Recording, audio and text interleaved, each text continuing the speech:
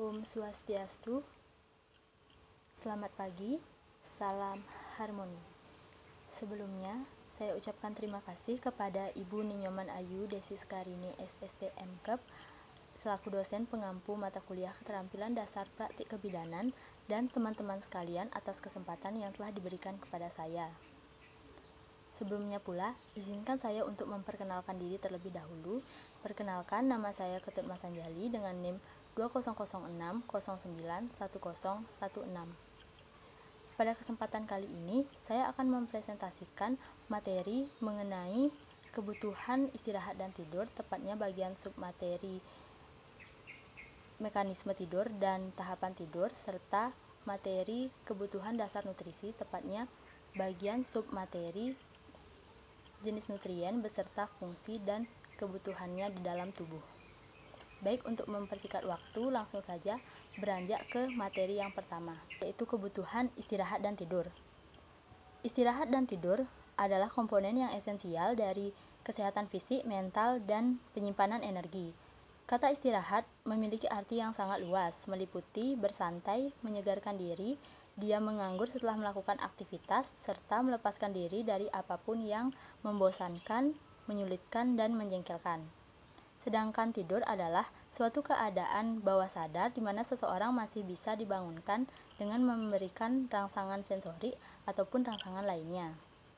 Selama ini kita mengira atau menganggap bahwa tidur itu merupakan suatu kegiatan memejamkan mata saja. Namun perlu diketahui bahwa tidur itu juga terdapat proses, mekanisme, dan tahapannya. Nah, apa saja itu tahapan dan mekanisme dari tidur? Adapun mekanisme dan tahapan dari tidur yaitu sebagai berikut. Yang pertama, ada mekanisme tidur. Semua organ akan mengalami penurunan aktivitas, namun pada saat itu otak masih tetap aktif beraktivitas. Pada intinya, aktivitas tidur diatur oleh dua sistem yang terdapat pada otak, tepatnya pada bagian batang otak, yaitu Reticular Activating System atau RAS dan Bulbar Synchronizing Region atau BSR.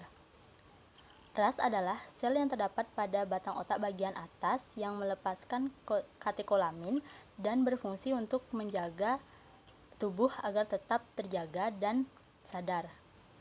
Kemudian, RAS ini merupakan bagian otak yang berfungsi untuk menerima rangsangan dari luar. Lalu, BSR adalah bagian otak yang berfungsi untuk melepaskan serum serotonin yang merupakan serum yang berfungsi untuk menyebabkan kita tertidur. Mekanisme tidur secara terurut yaitu sebagai berikut. Dalam kehidupan sehari-hari, kita akan melakukan berbagai aktivitas tubuh. Dalam melakukan aktivitas tersebut, kita membutuhkan tenaga, sehingga pada saat melakukannya secara terus-menerus, maka semakin banyak tenaga yang keluar, dan tubuh kita akan lama-kelamaan akan semakin merasakan lelah. Lalu, setelah itu, respon yang diberikan oleh hipotalamus akan semakin merendah, karena kegiatan tubuh yang sudah tidak normal lagi. Hal tersebut akan menyebabkan terjadinya kantuk atau rasa mengantuk. Kemudian setelah mencari tempat yang rileks, nantinya lama-kelamaan mata akan memejamkan atau menutup. Setelah itu RAS akan mulai menurun, dan pada saat itu pula BSR akan melepaskan serum serotonin yang akan menyebabkan atau serum yang menyebabkan kita tertidur.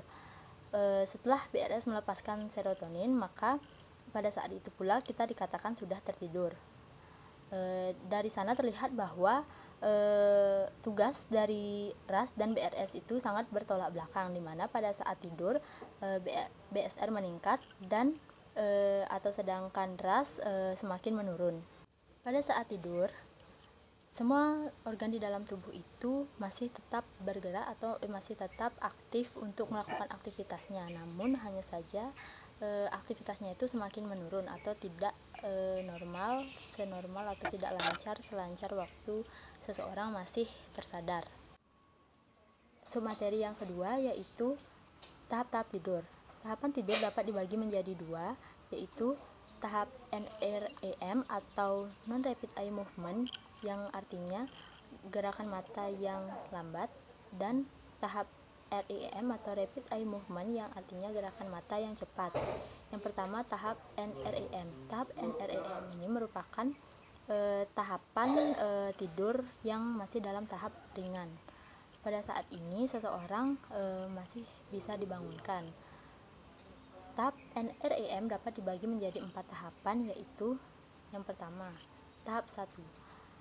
Pada tahap 1 ini seseorang masih baru saja memejamkan matanya, kemudian mulai rileks, mulai nyaman, dan pada saat ini seseorang masih bisa dibangunkan dengan rangsangan sensori. Kemudian tahap yang kedua. Tahap yang kedua ini merupakan tahap awal dari tidur ringan. Pada tahap ini seseorang masih atau bisa lebih rileks lagi, lebih nyaman lagi, dan mulai lama-kelamaan mulai tidak sadar. Kemudian tahap yang ketiga dan tahap yang keempat itu tahap yang paling mendalam dari tahap NREM, di mana pada tahap ini seseorang sudah tidak sadar, sudah mulai sulit dibangunkan, dan pada saat inilah optimalnya seseorang melakukan penyimpanan energi atau pengembalian energi yang sudah keluar dari tubuhnya. Lalu tahap yang kedua yaitu tahap REM atau Rapid Eye Movement. Tahap REM ini merupakan tahap tidur yang mendalam setelah tahap tidur NREM, di mana pada tahap ini seseorang sudah mulai sulit dibangunkan.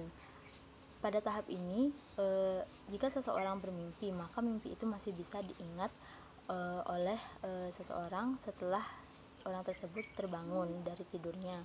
Sedangkan pada saat tahap NREM, mimpi pada tahap itu benar-benar tidak bisa diingat lagi oleh orang yang baru saja terbangun dari tidurnya.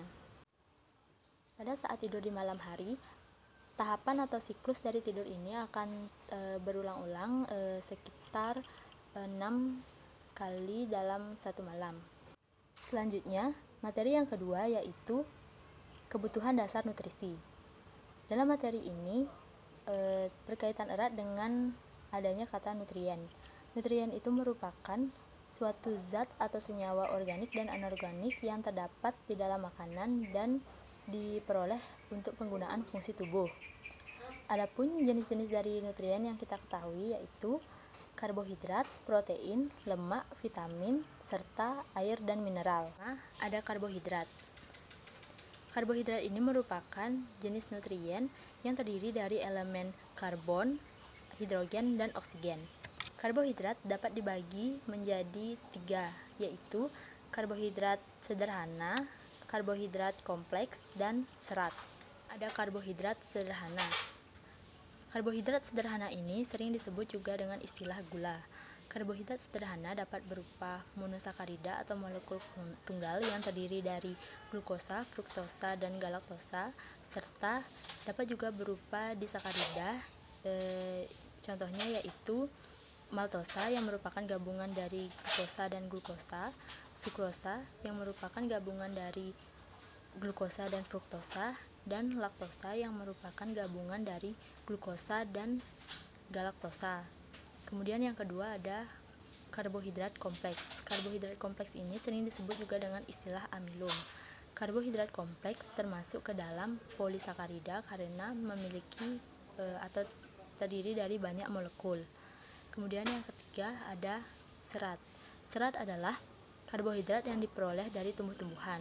Serat tidak dapat dicerna dengan sedikit oleh tubuh, atau pada saat dicerna itu tidak akan menghasilkan kalori, namun dapat memperbesar atau meningkatkan volume feses. Adapun fungsi dari karbohidrat yaitu yang pertama sebagai bahan bakar, yang kedua sebagai cadangan makanan, dan yang ketiga yaitu sebagai materi pembangun. Di sini kebutuhan karbohidrat di dalam tubuh itu sekitar 60-75% dari energi total atau kebutuhan energi total dalam tubuh kita. Yang kedua, ada protein. Protein merupakan nutrien yang membantu dalam proses pembentukan dan pemeliharaan jaringan tubuh. Adapun fungsi dari protein yaitu protein dapat menggantikan protein yang hilang pada saat proses metabolisme tubuh. Yang kedua, protein dapat menghasilkan jaringan baru. Yang ketiga, protein diperlukan untuk pembentukan protein-protein yang baru. Yang keempat atau yang terakhir yaitu protein berfungsi sebagai sumber energi. Kebutuhan protein dalam tubuh yaitu sekitar 10 sampai dengan 15% dari kebutuhan energi total. Yang ketiga ada lemak. Lemak merupakan sumber energi yang dipadatkan. Lemak hampir disamakan dengan minyak atau lemak itu dapat menghasilkan minyak. Lemak dan minyak terdiri atas gabungan dari gliserol dan asam-asam lemak. Kebutuhan lemak di dalam tubuh itu sekitar 10-25% dari kebutuhan energi total. Adapun dari fungsi lemak yaitu sebagai berikut. Lemak itu sebagai sumber energi, kemudian sebagai perlindungan atau untuk perlindungan. Selanjutnya lemak itu juga berfungsi sebagai penyekat atau isolasi, di mana lemak itu dapat mencegah hilangnya panas dari dalam tubuh, dan lemak itu dapat mencegah timbulnya rasa lapar kembali segera setelah makan. Selanjutnya yang keempat ada vitamin. Vitamin adalah bahan organik yang tidak dapat dibentuk di dalam tubuh dan berfungsi sebagai katalisator dalam proses metabolisme tubuh. Vitamin dapat dibagi menjadi dua kelompok besar, yaitu vitamin yang larut dalam air dan vitamin yang larut dalam lemak. Vitamin yang larut dalam air contohnya yaitu vitamin C, B1, B2, B6, dan B12. Kemudian vitamin yang larut dalam lemak contohnya yaitu vitamin A, vitamin D, vitamin E, dan vitamin K. Kemudian fungsi dari vitamin. Adapun fungsi vitamin yaitu sebagai berikut. Yang pertama, meningkatkan daya penglihatan dan mencegah timbulnya kelainan pada mata. Kemudian yang kedua yaitu sebagai produksi energi dalam tubuh, dan yang terakhir yaitu sebagai penyerapan zat besi dalam tubuh. Selanjutnya yang kelima atau yang terakhir yaitu ada mineral dan air. Mineral dan air merupakan unsur esensial bagi fungsi normal sebagian enzim dan sangat penting dalam pengendalian sistem cairan tubuh.